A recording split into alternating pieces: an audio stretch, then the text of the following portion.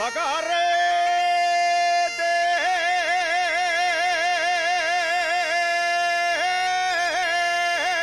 carretera al Pedrosum. La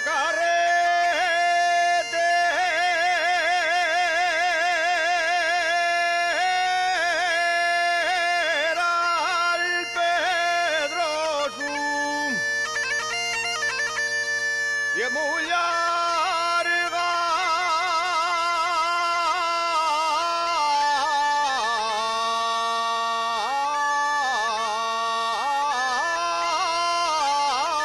y arrimada.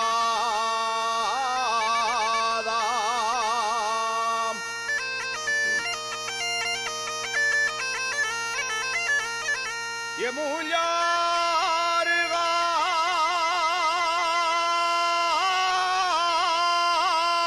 y arrimada. Cuando me pongo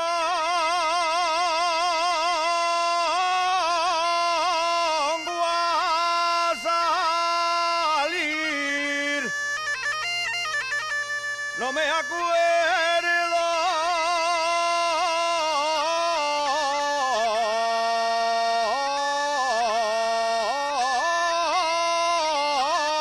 de la entrada.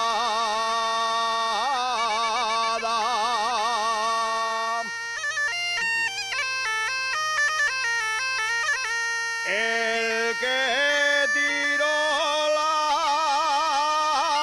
portiella,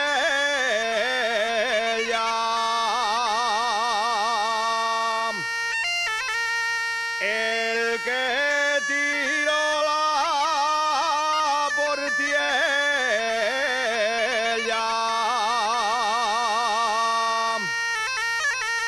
ya lo veré yo mañana.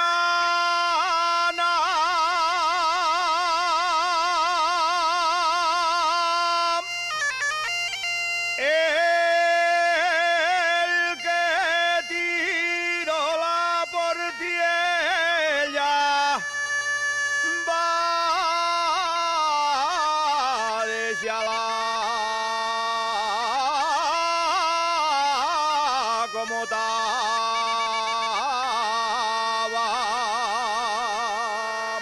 Gracias.